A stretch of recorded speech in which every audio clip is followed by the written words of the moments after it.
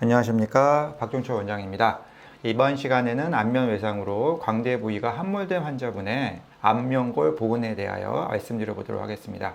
보통은 안면골 복원 또는 재건 시 환자 맞춤형 군속판을 이용하여 뼈를 재위치시키거나 아니면 환자 맞춤형 보형물을 이용하여 재건 또는 복원을 하는 편입니다.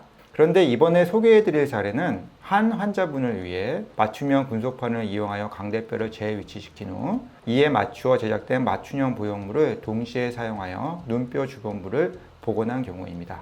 환자의 외상력부터 보도록 하겠습니다. 31세 남자 환자분입니다. 약 10년 전에 헬멧 없이 오토바이를 타고 가다 넘어지면서 좌측 광대뼈 부위가 함몰되었습니다. 당시 다행히 의식 손실은 없었으나 특별한 치료는 받지 않으셨다고 합니다. 정면과 45도 측면 이미지입니다.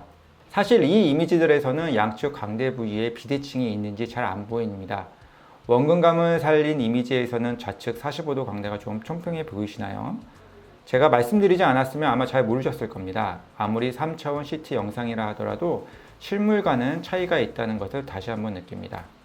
이렇게 표시를 하니까 좌측이 좀 꺼져 보이네요. 하지만 아래에서 보면 환자분의 비대칭이 확실하게 보입니다. 보시는 것처럼 45도 광대가 충격을 받아서 함몰되면 오히려 옆광대는 그 충격의 영향으로 더 외축으로 굴곡이 생깁니다. 이분 같은 경우 옆광대의 좌우폭은 6mm 차이가 납니다. 복원 전 임상사진입니다. 빨간 화살표 부위가 꺼져 보입니다. 일반적으로 해당 부위만 보형물로 복원하는 것이 리스크 대비 효과가 좋은 시술입니다. 하지만 이분은 옆광대가 외상으로 넓어진 상태이기 때문에 보형물 삽입만 한다면 그렇지 않아도 외상으로 넓어진 좌측 옆광대와 함께 전반적으로 좌측이 커져 보일 것입니다.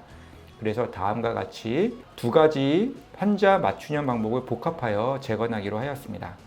이분은 우선 광대뼈 재위치를 통해 45도 광대뼈는 측방으로 벌리고 옆광대는 내측으로 이동되도록 계획을 세웠습니다. 그 다음 눈뼈 아래 꺼진 부위는 맞춤형 보형물을 이용하여 복원하기로 합니다. 따라서 우선 광대뼈 재위치 이동량을 결정하기 위한 시뮬레이션을 합니다. 광대뼈를 대칭에 맞도록 CAD 프로그램을 이용하여 재위치시킵니다. 다른 각도에서도 보도록 할게요. 광대뼈의 재위치로 인해 화살표로 표시한 부위에 단차가 생깁니다. 이 단차는 환자 맞춤형 보형물을 통하여 개선됩니다.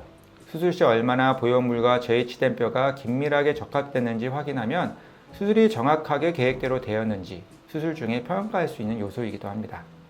정확한 좌가 광대뼈 재위치술이 진행되기 위해서는 환자 맞춤형 군속판을 사용합니다. 물론 가이드도 필요하고요. 그리고 이에 맞추어 환자 맞춤형 보형물도 디자인합니다. 환자 맞춤형 디자인을 할 때 중요한 점은 재위치된 뼈뿐만 아니라 재위치에 사용한 맞춤형 금속판의 위치와 두께도 함께 고려해야 한다는 것입니다. 금속판을 고려하여 대칭에 맞게 보형물을 디자인합니다. 결코 한 번에 이 디자인이 결정된 것은 아닙니다.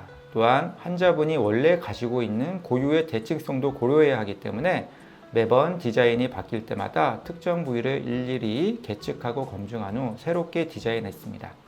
수술 결과입니다. 좌측 45도 광대가 외축으로 복원된 모습이 확인됩니다. 옆광대는 내축으로 이동하고 45도 광대는 외축으로 벌어진 것이 확인이 됩니다. 술전 수류 촬영 각도의 차이가 있어도 좌우의 대칭성을 확인하는 데는 무리가 없을 것으로 보입니다. 지금까지 광대 안아 골조로 꺼져 보이는 안면골을 맞춤형 금속판을 이용한 광대뼈 재위치와 맞춤형 보형물을 이용하여 복원하는 방법에 대하여 알아보았습니다. 감사합니다.